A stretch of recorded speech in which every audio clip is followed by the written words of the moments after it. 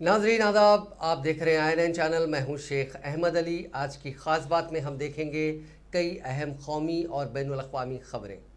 Tokyo Olympic medallist सभी खिलाड़ी मुल्क लौट चुके हैं। दिल्ली एयरपोर्ट पर नीरज चोपड़ा, रवि दाहिया, बजरंग पुनिया, लवलीना बोरगोहन और मेंस हॉकी टीम का ज़ोरदार इस्तकबाल किया गया। इसके बाद इन सभी एथलीट्स को दिल्ली के ही अशोका होटल में ऑनर किया गया, उन्हें फेलिसिटेट किया गया। इस प्रोग्राम में वज़ीर स्पोर्ट्स अनुराग ठाकुर, मरकज़ी वज़ीर Kiren Rijiju, minister of sports, minister of state for sports Nisith Pramanik और इंडियन ओलंपिक एसोसिएशन के सदर नशीन नरेंद्र बत्रा मौजूद थे। एथलेटिक्स में गोल्ड मेडल जीतने वाले नीरज चोपड़ा ने डायस पर आकर पहले अपना मेडल दिखाया। उन्होंने कहा कि ये मेरा नहीं, पूरे मुल्क का मेडल है। जिस दिन से मेडल आया है मैं ना खा पाया हूँ ना सो पाया हूँ। जब भी मेडल देखता हूँ तो लगता है कि सब ठीक है। उस दिन से ही मैं अपना मेडल जेब में रखकर घूम रहा हूँ।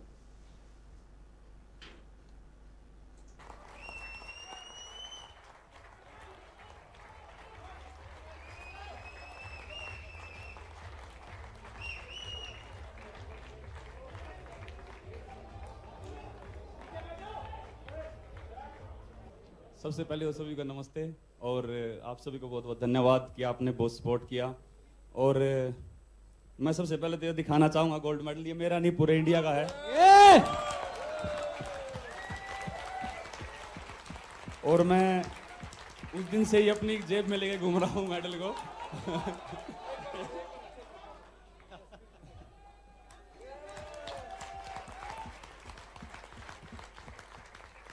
मैं सही बताऊं तो उस दिन से सही तरह से सो नहीं पाए हैं, खा नहीं पाए हैं, लेकिन जब भी मैं एकदम इसको निकाल के देख लेता हूं ऐसा लगता है कि यार सब ठीक है, कोई दिक्कत नहीं। और मैं ये बताना चाहूँगा कि मेहनत तो अच्छी हुई थी, लेकिन कहीं ना कहीं ये था मन में कि यार बहुत तगड़े कॉम्पिटिटर है हमारे। और मेरी वर्ल्ड रैंकिंग 4 चल रही थी और कंपटीशन बहुत ज़बरदस्त था वहाँ पे। लेकिन क्वालिफिकेशन राउंड में जैसी थ्रो लगी और उसके बाद मुझे लगा कि नहीं, ये मेरे लाइफ का सबसे जो तगड़ा मौका है ओलंपिक्स, और ये मैं नहीं छोड़ूंगा। और मुझे लगता है कि अपोनेंट को देख के और कॉम्पिटिटर को देख के कभी भी घबराना नहीं चाहिए। और ये मैंने एक्सपीरियंस किया है मेरे पहले ओलंपिक में, क्योंकि इतना अच्छा कंपटीशन होने के बावजूद भी और इतने अच्छे एथलीट होने के बावजूद भी हमने गोल्ड जीता है। तो मुझे लगता है कि बस अपना 100% दो और किसी से घबराओ मत। एक चीज बताएं, वो जो आपने दूसरा थ्रो फेंका है और उसके बाद जो सेलिब्रेशन करी है, पता था आपको ये बेस्ट गया है थ्रो? बिल्कुल जी, वो जो शरीर का एफर्ट लगता है तो पता लग जाता है कि हाँ ये थ्रो कुछ अलग है, और मुझे लगा था कि ये मेरा पर्सनल बेस्ट थ्रो है, लेकिन वो थोड़ा। पेगासस जासूसी तनाज़े के बीच वजारत दिफा ने पीर के रोज़ पार्लियामेंट में कहा कि स्पाईवेयर बेचने वाली इसराइली ग्रुप NSO के साथ उसका कोई लेन देन नहीं है। हिंदुस्तान सहित कई मुल्कों में लोगों के फ़ोन की निगरानी के लिए इस ग्रुप के पेगासस सॉफ्टवेयर का इस्तेमाल होने के इल्ज़ामात लग रहे थे। Minister of state for defence Ajay Bhatt ने राज्यसभा में एक रिटर्न क्वेश्चन का जवाब देते हुए कहा कि वजारत का NSO ग्रुप टेक्नोलॉजी के साथ कोई ट्रांजैक्शन नहीं हुआ। उनसे पूछा गया था कि क्या हुकूमत ने इस ग्रुप के साथ कोई लेन देन किया है। 19 जुलाई को मानसून सेशन शुरू होने के बाद से ही अपोजिशन पार्टीज लगातार इस मसले पर ऐवान की कार्रवाई नहीं चलने दे रहे हैं। इससे पहले IT मिनिस्टर अश्विनी वैष्णव ने उन मीडिया रिपोर्ट्स को खारिज कर दिया था जिसमें कहा गया था कि पेगासस सॉफ्टवेयर का इस्तेमाल हिंदुस्तानियों की जासूसी करने में किया गया था। उनका कहना था कि पार्लियामेंट के मॉनसून सेशन से ठीक पहले लगाए गए इल्ज़ामात का मकसद हिंदुस्तान की जमहूरियत की इमेज को नुकसान पहुंचाना है। अपोजिशन ने इस मुद्दे पर पार्लियामेंट के दोनों ऐवानों में हंगामा कर रखा है। बीजेपी के ही राज्यसभा MP सुब्रमण्यम स्वामी ने कहा था कि बिल्कुल साफ है कि पेगासस स्पाईवेयर एक कमर्शियल कंपनी है जो पेड कॉन्ट्रैक्ट्स पर काम करती है। इसलिए ये सवाल लाजमी है कि ऑपरेशन के लिए उसे पैसे किसने दिए थे। हिंदुस्तानी हुकूमत नहीं तो कौन? हिंदुस्तान की जनता को सच्चाई से वाकिफ कराना मोदी हुकूमत का फ़र्ज़ है। इसके बाद कांग्रेस के राज्यसभा MP दिग्विजय सिंह ने कहा कि पेगासस एक प्रोडक्ट है, NSO इसराइल की कमर्शियल कंपनी है, आपके पसंदीदा मुल्कों में से एक है। आप इकलौते शख्स हैं जो मोदी, शाह और NSO से वो फैक्ट निकाल सकते हैं जो आप जानना चाहते हैं।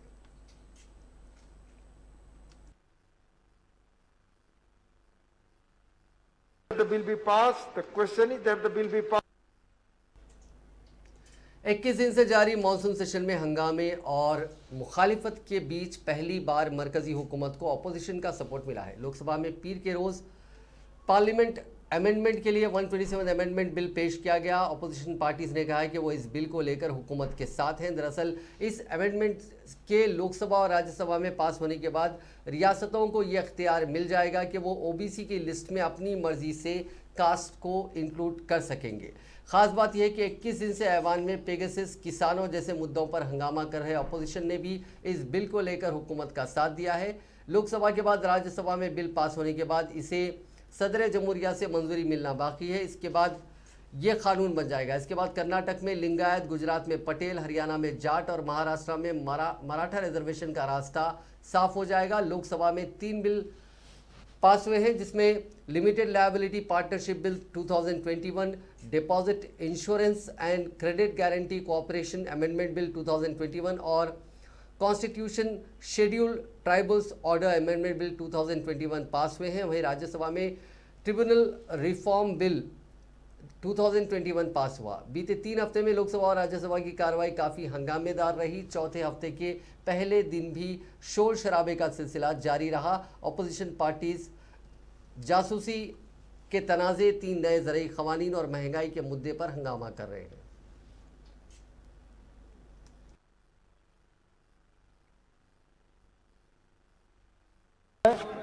भारत के संविधान और संशोधन करने वाले विधेयक को प्रस्तावित करने की अनुमति दी जाए। सभापति महोदय, ये विरोध केवल राजनीतिक आधार पर विरोध है।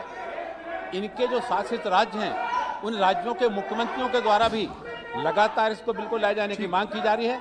मैं अनुरोध करता हूं कि इसको प्रश्न यह है कि विधेयक को प्रस्तावित करने की अनुमति प्रदान की जाए। जो सदस्य इसके पक्ष में है वो हाँ कहें, जो सदस्य इसके विरोध में है वो ना कहें।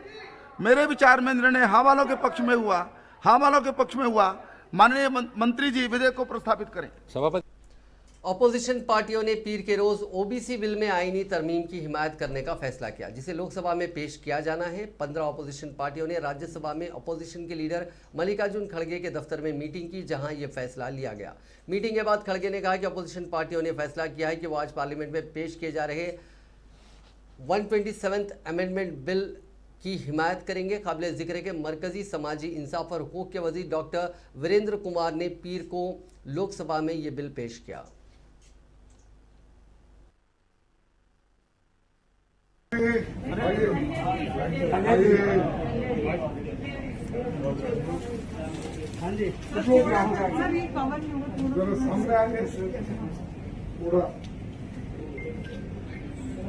आज जो पार्लियामेंट में कॉन्स्टिट्यूशनल अमेंडमेंट बिल सरकार इंट्रोड्यूस करने जा रही है और 147 अमेंडमेंट, इस अमेंडमेंट को हम सभी विरोध पार्टी के जितने भी नेता हैं और मेंबर्स ऑफ पार्लियामेंट इस बिल का हम समर्थन करेंगे। इसलिए हम ये चाहते हैं आज जो पार्लियामेंट में इंट्रोडक्शन हो रहा है उसी वक्त को चर्चा करके उसको पास करना चाहिए। ऐसी चीजें पहले भी हुई है। जब इकोनॉमिकली वीकर सेक्शंस के लिए बिल लाया गया था, उसी दिन इंट्रोड्यूस हुआ, उसी वक्त पास हुआ। वैसा ही हम किसी को चाहते हैं कि वो इंट्रोड्यूस भी करे और कंसिडरेशन करके उसको पास भी करे। यही मुद्दे पे हम सभी लोग इकट्ठा होकर शांति के साथ इसका समर्थन करके इसको पास करेंगे। लेकिन क्या सब बाकी मुद्दों को लेकर कुछ सहमति हुई? क्या सदन चल पाएगा? जिस तरह की बाकी के मुद्दे अपनी जगह पे हैं।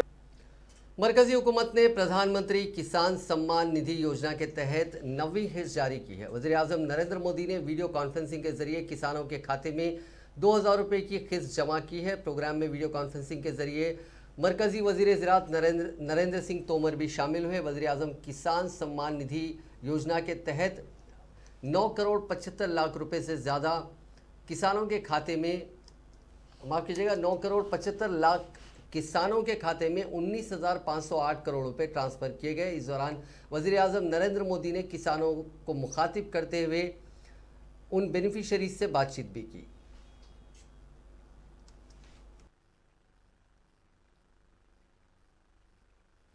अब से कुछ दिन बाद ही 15 अगस्त आने वाला है। इस बार देश अपना 75वां स्वतंत्रता दिवस मनाने जा रहा है। ये महत्वपूर्ण पड़ाव हमारे लिए गौरव का तो है ही, ये नए संकल्पों, नए लक्ष्यों का भी एक बहुत बड़ा अवसर है। इस अवसर पर हमें ये तय करना है कि आने वाले 25 वर्षों में हम भारत को कहां देखना चाहते हैं। देश जब आजादी के 100 वर्ष पूरा करेगा 2047 में, 2047 में, तब भारत की स्थिति क्या होगी, ये तय करने में हमारी खेती, हमारे गांव, हमारे किसानों की बहुत बड़ी भूमिका है। ये समय भारत की कृषि को एक ऐसी दिशा देने का है जो नई चुनौतियों का सामना कर सके और नए अवसरों का भरपूर लाभ उठा सके। भाई और बहनों, इस दौर में बहुत तेजी से हो रहे बदलावों को हम सभी साक्षी हैं। चाहे मौसम और प्रकृति से जुड़े बदलाव हो, खान पान से जुड़े बदलाव हो, या फिर महामारी के कारण पूरी दुनिया में हो रहे बदलाव हो। हमने बीते 1.5 वर्ष में कोरोना महामारी के दौरान वज़ीर आज़म नरेंद्र मोदी ने आज समंदर को बैनुल-अक़वामी तिजारत और आलमी मईशत की लाइफलाइन करार देते हुए कहा कि इस मुश्तरका विरासत के माहौल और वसाइल की हिफाजत हम सब के मुस्तक़बिल के लिए बहुत अहम है। नरेंद्र मोदी ने यह बात अक़वाम मुत्तहिदा की सलामती काउंसिल में बहरी सलामती पर एक आला सतह की खुली बहस की सदारत करते हुए कहा। वर्चुअल प्लेटफॉर्म पर मोदी ने कहा कि समंदर हमारी मुश्तरका विरासत है, हमारी समंदरी रास्ते बैनुल-अक़वामी तिजारत की लाइफलाइन है और सबसे बढ़कर समंदर हमारे कुर्रे अर्ज़ के मुस्तक़बिल के लिए बहुत अहम है।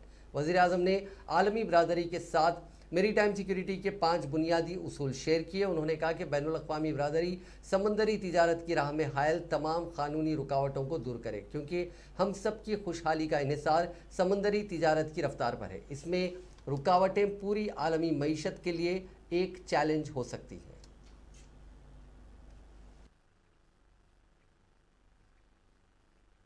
हृदय से आभार व्यक्त करता हूं। एक्सेलेंसीज, समंदर हमारी साझा धरोहर है। हमारे समुद्री रास्ते इंटरनेशनल ट्रेड की लाइफलाइन है और सबसे बड़ी बात यही है कि ये समंदर हमारे प्लेनेट के भविष्य के लिए बहुत महत्वपूर्ण है। लेकिन हमारी इस साझा समुद्री धरोहर को आज कई प्रकार की चुनौतियों का सामना करना पड़ रहा है। पायरेसी और आतंकवाद के लिए समुद्री रास्तों का दुरुपयोग हो रहा है। अनेक देशों के बीच मैरीटाइम डिस्प्यूट्स हैं और क्लाइमेट चेंज तथा प्राकृतिक आपदाएं भी मैरीटाइम डोमेन से जुड़े विषय हैं। इस व्यापक संदर्भ में अपनी साझा सामुद्रिक धरोहर के संरक्षण और उपयोग के लिए हमें आपसी समझ और सहयोग का एक फ्रेमवर्क बनाना चाहिए। ऐसा फ्रेमवर्क कोई भी देश अकेले नहीं बना सकता। ये एक साझा प्रयत्न से ही साकार हो सकता है। इसी सोच के साथ हम इस महत्वपूर्ण विषय को सुरक्षा परिषद के समक्ष लेकर आए हैं। मुझे पूरा विश्वास है कि आज की हाई लेवल चर्चा से विश्व को मैरीटाइम सिक्योरिटी के मुद्दे पर मार्गदर्शन मिलेगा। एक्सेलेंसीज, इस मंथन को स्ट्रक्चर देने के लिए मैं आपके समक्ष 5 मूलभूत सिद्धांत रखना चाहूंगा। गुजरात में अमरेली जिले के सावरकुंडला तालुका के बड़दा गांव के पास एक ट्रक सड़क किनारे बसी झुग्गी बस्ती में जा घुसी। इस हादसे में 8 लोगों की मौत हो गई, 16 जख्मी हुए हैं। इनमें से 4 की हालत तशवीशनाक है। सभी को सावरकुंडला के सिविल हॉस्पिटल में भर्ती किया गया है। ट्रक भावनगर जिले के महुआ कस्बे की जानिब जा रहा था। बताया जा रहा है कि ट्रक 5 से 6 झुग्गियों में घुसा। हादसे के वक्त इनमें 20 से 25 लोग सो रहे थे। लोगों को रौंदने के बाद ट्रक गड्ढे में गिर गया। लोगों की चीखों पुकार सुनकर पास के गांव के लोग मदद के लिए दौड़े। उन्होंने एम्बुलेंस और पुलिस को इत्तला दी। वज़ीर आला विजय रूपानी ने हादसे पर अफसोस का इजहार किया। उन्होंने मरने वालों के अफराद खानदान को 4-4 लाख रुपए का मुआवजा देने का ऐलान किया। साथ ही उन्होंने कहा कि उन्होंने ओहदेदारों से बात की है, जख्मियों के इलाज में किसी तरह की कोई दिक्कत नहीं आएगी।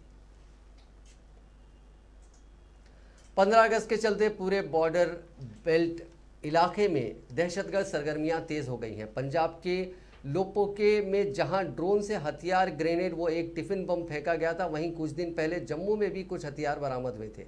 अब बीएसएफ ने पूंछ सेक्टर में हथियारों व ग्रेनेड की खेप बरामद की है। ये हथियार दहशतगर्दों के लिए छिपा कर रखे गए थे। वाज़ेह है कि इंडिपेंडेंस डे को देखते हुए इसे पाकिस्तान से यहां सप्लाई किया जा रहा है। बीएसएफ के तर्जुमान से जारी जानकारी के मुताबिक बीएसएफ ने एक बड़ी दहशतगर्द साजिश को होने से रोक लिया। दहशतगर्दों के लिए छिपाए गए हथियारों की खेप बीएसएफ ने बरामद कर ली है। ये रिकवरी पूंछ के जंगलों में गांव संगत तहसील मनकोट से बरामद की गई है। इसमें बीएसएफ ने 2 AK-47 rifle, 4 magazine, 1 Chinese pistol, 10 pistol magazine, 1 walkie talkie, 4 grenade, 4 detonator, 9 electric type detonator, fuse, Chinese grenade 15, codex 16 meters, AK-47 की 257 गोलियां, मोबाइल फ़ोन वगैरह को बरामद किया। फिलहाल बीएसएफ ने पूरे असलहे को कब्जे में लेकर छानबीन शुरू कर दी है। जम्मू कश्मीर से आर्टिकल 370 हटने के बाद कांग्रेस कायद राहुल गांधी आज शाम पहली बार श्रीनगर पहुंचे। वो 2 दिनों तक घाटी में रहकर पार्टी कारकुनों से मुलाकात करेंगे। राहुल गांधी मंगल की सुबह श्रीनगर के MA रोड में बने नए कांग्रेस के हेडक्वार्टर्स का इफ्तिताह भी करेंगे। राहुल हजरत बल में वाक़ शंकराचार्य मंदिर भी जाएंगे। कांग्रेस कायद कश्मीर दौरे पर पार्टी के रियासती सदर गुलाम अहमद मीर के घर डिनर करेंगे। इसमें गुपकर अलायंस के कायदीन भी शामिल होंगे। डिनर में नेशनल कॉन्फ्रेंस के सदर Farooq Abdullah, peoples democratic party की सरबराह महबूबा मुफ्ती और कम्युनिस्ट पार्टी ऑफ इंडिया के जनरल सेक्रेटरी मोहम्मद यूसुफ तिरगामी भी मौजूद रहेंगे। गुलाम अहमद मीर ने बताया कि उन्होंने रियासत के लेफ्टिनेंट गवर्नर मनोज सिन्हा के अलावा कई दूसरे कायदीन को भी न्योता भेजा है। डिनर का इनेकाद उन्होंने अपने बेटे की कुछ दिन पहले भी शादी के मौके पर किया है। कांग्रेस ने पार्टी के साबिक सदर राहुल गांधी के ट्विटर हैंडल को ब्लॉक करने को आज़ादी इजहार पर हमला करार देते हुए कहा कि ट्विटर इंडिया ने हुकूमत के कहने पर जानिबदाराना अंदाज में कदम उठाया। Congress general secretary KC Venugopal ने पीर को जारी एक बयान में कहा कि मोदी हुकूमत के हुक्म पर राहुल गांधी का ट्विटर अकाउंट आर्जी तौर पर ब्लॉक किया गया और ट्विटर इंडिया का ये इक़दाम इजहार राय की आज़ादी की खिलाफ वर्जी है।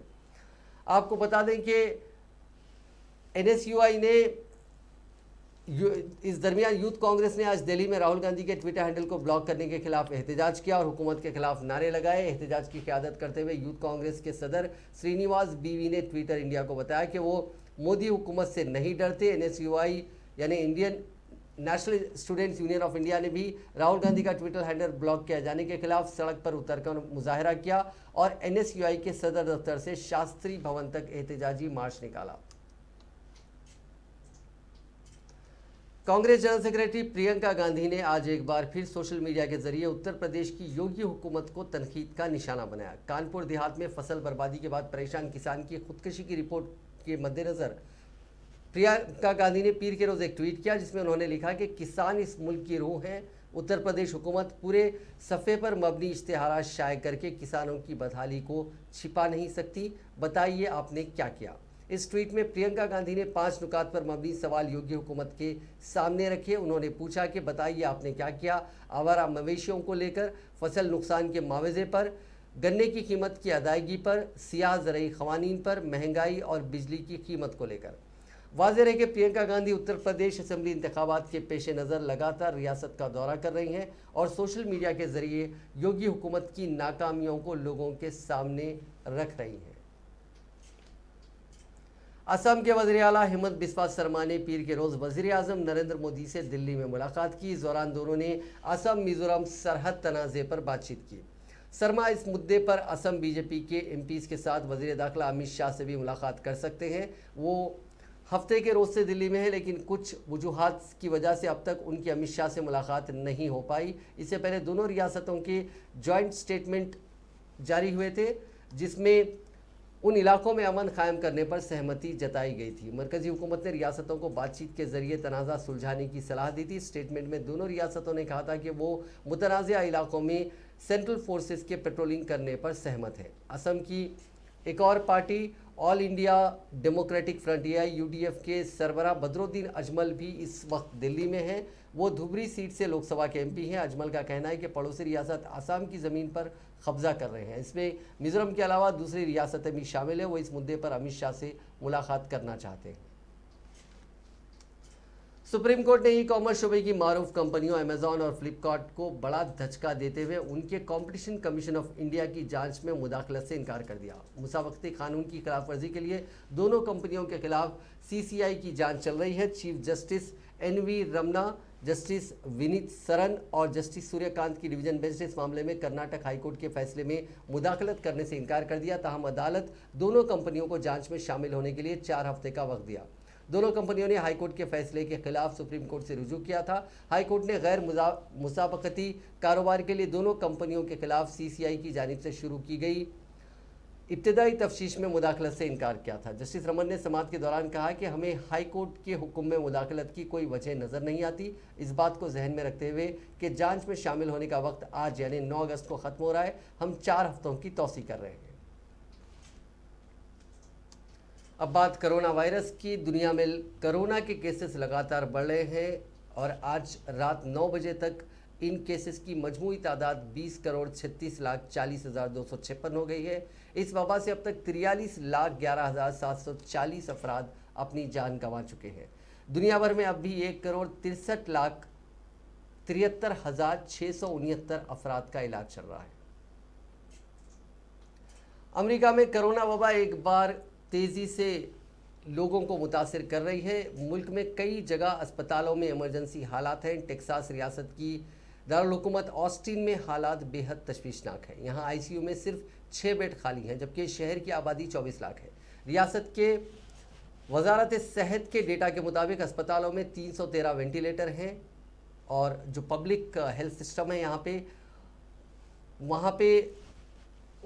वहाँ के सिस्टम ने आवाम को तबाही का इंतबाह देने वाले ईमेल और फ़ोन कॉल किए हैं। वॉक्स कहते हैं कि हमने लोगों को वबा की वजह और मौजूदा हालात के बारे में वाकिफ़ करवाया। हमारे अस्पताल बहुत बुरी तरीके से मुतासिर हैं और उन पे काफ़ी बर्डन है। हम उनका बोझ कम करने के लिए लोगों के साथ मिलकर उसे कम कर सकते हैं। डेल्टा वेरिएंट के इन्फेक्शन की वजह से शहर में पिछले 1 माह में नए मरीजों के अस्पताल में भर्ती होने की शरह यानी उसका रेट 600% से ज़्यादा बढ़ा है, जबकि आईसीयू में मरीज़ 570% बढ़े हैं। वजारत सेहत के मुताबिक 4 जुलाई को वेंटिलेटर पर सिर्फ 8 मरीज थे, जबकि आज एक ही दिन में ये तादाद बढ़कर 102 हो गई। आने वाले दिनों में ऑस्टिन में आने वाले मामलों में 10 गुना तक इजाफा और हो सकता है। कोरोना वायरस ने तालीम, सेहत जैसे कई शोबों में अमीरों गरीबों के बीच भारी फर्क को खुल के सामने रखा है। अमेरिका में 10 लाख से ज़ायद बच्चे स्कूलों में एडमिशन नहीं ले सके। सबसे ज़्यादा छोटी क्लास के बच्चे मुतासिर हुए हैं। ज़्यादा गिरावट किंडरगार्टन स्कूलों में देखी गई है। सरकारी आंकड़ों के मुताबिक इनमें 3,40,000 बच्चे एडमिशन से महरूम रह गए। न्यूयॉर्क टाइम्स और स्टैनफोर्ड यूनिवर्सिटी की जानिब से 70,000 सरकारी स्कूलों के एनालिसिस यहाँ पे किया गया। किंडरगार्टन की जो एडमिशन की सूरत हाल है उससे पता लगा है कि 2020 में 33 रियासतों के 10,000 किंडरगार्टन स्कूलों में 20% बच्चों की भर्ती मुतासिर हुई है। 2019 और 2018 में ऐसी गिरावट सिर्फ 4,000 स्कूलों में देखी गई थी। सबसे ज़्यादा गिरावट गरीबी की जो लाइन है, जो बिलो पॉवर्टी लाइन के लोग हैं, उन इलाकों में देखी गई। इन इलाकों में 4 लोगों के ख़ानदान की औसत सालाना आमदनी 25 लाख रुपए या उससे कम है। ऐसे इलाकों में मुल्क के बाकी हिस्सों के मुकाबले 28% ज़्यादा गिरावट हुई है। हिंदुस्तान में बीते 24 घंटों में कोरोना के केसेस में मामूली कमी आई है। इतवार के रोज़ 36,028 नए मरीज मिले, 39,828 ठीक हुए और 447 मुतासरीन ने जान गंवाई है। ये लगातार तीसरा दिन था जब नए मरीजों से ज़्यादा ठीक हुए। इससे पहले 6 अगस्त को 38,705 मरीज मिले और 40,026 ठीक हुए। 7 अगस्त को 39,068 केसेस आए और 43,935 रिकवर हुए। ये भी राहत की बात है कि नए मरीजों का आंकड़ा बीते 14 दिन में सबसे कम है। इससे पहले 26 जुलाई को 30,820 लोगों की कोरोना रिपोर्ट पॉजिटिव आई थी। केरल में भी केसेस कुछ कम हुए हैं। यहाँ इतवार के रोज़ 18,607 मरीजों की कोरोना रिपोर्ट पॉजिटिव आई है, जबकि 20,108 ठीक हुए हैं और 93 की मौत हुई है। इससे एक दिन पहले यहाँ 20,367 केसेस आए थे। Indian council of medical research यानी ICMR ने बताया कि लॉकडाउन के दौरान नॉन कोविड मरीजों को इलाज में दिक्कत आई है। ICMR की नई स्टडी के मुताबिक लॉकडाउन की वजह से 2/3 नॉन कोविड पेशेंट को रूटीन चेकअप और हॉस्पिटल जाने में मुश्किलों का सामना करना पड़ा। स्टडी में शामिल 69% नॉन कोविड मरीजों को रूटीन चेकअप, 67% को डे केयर प्रोसीजर और 61% को अस्पताल पहुंचने में मुश्किल हुई। वहीं 59% को डॉक्टर्स के अपॉइंटमेंट, 56% को इमरजेंसी ट्रीटमेंट, 47% को दवाइयाँ मंगाने और 46% को हेल्थ केयर में देरी जैसी चुनौतियों से गुजरना पड़ा। ICMR ने बताया कि क्रॉनिक नॉन कम्युनिकेबल डिजीजेस वाले लोगों को इस दौरान कई चुनौतियों का सामना करना पड़ा। मुल्क में कोरोना वबा की पहली लहर के दौरान मार्च 2020 में पूरे मुल्क में लॉकडाउन लगाया गया था। पहला लॉकडाउन 21 दिन के लिए लगाया गया था, बाद में इसे 19 दिन और बढ़ा दिया गया था। इसका पहला फेज़ 25 मार्च से 14 अप्रैल के बीच लागू रहा और दूसरा फेज़ 15 अप्रैल से 3 मई तक रहा। इसके बाद भी लॉकडाउन अलग अलग फेज़ में कुछ रियायतों के साथ लागू रहा। अभी भी मुल्क के कई हिस्सों में लॉकडाउन जैसे हालात हैं। फिलहाल कोरोना वबा के दूसरे फेज़ का पीक खत्म हो गया है और तीसरी लहर आने का अंदेशा है। मुल्क में बीते 24 घंटों में कोरोना के केसेस में मामूली कमी देखी गई है। ये भी राहत की बात है कि नए मरीजों का आंकड़ा बीते 14 दिन में सबसे कम है। अगर हम पूरे हालात को देखें तो जो नॉन कोविड पेशेंट हैं उन्हें इस कोरोना वबा के दौरान काफ़ी मुश्किलात का सामना करना पड़ा। अफगानिस्तान में तालिबान का दहशत बढ़ता जा रहा है। तालिबान ने इतवार के रोज़ कुदुंज समेत नॉर्थ अफगानिस्तान के कई शहरों पर कब्जा कर लिया। मुल्क के नॉर्थ में यानी शुमाल में वाक़े प्रोविंशियल कैपिटल सरे पुल पर भी तालिबान कब्जा कर चुका है। इससे अफगान हुकूमत के सामने बड़ी मुश्किल आ गई है। इधर तालिबान को रोकने के लिए अमेरिका ने अपने B-52 बॉम्बर और स्पेक्टर गनशिप अफगानिस्तान भेज दिए हैं। अमेरिका के B-52 बॉम्बर क़तर के एयरबेस से उड़कर अफगानिस्तान में तालिबान के ठिकानों के ऊपर उड़ान भर रहे हैं। इनसे कंदहार, हेरात और लश्करगाह के आसपास इन तालिबानियों के ठिकानों को निशाना बनाया जा रहा है। हेलमंद प्रोविंस के लश्करगाह इलाके में अफगान एयरफोर्स ने हवाई हमला किया, जिसमें अलकायदा से जुड़े 3 पाकिस्तानियों समेत 572 तालिबान मारे गए। इस इलाके में जुमे के रोज़ हुए ऐसे ही हमले में अलकायदा के 30 पाकिस्तानी दहशतगर्द मारे गए थे।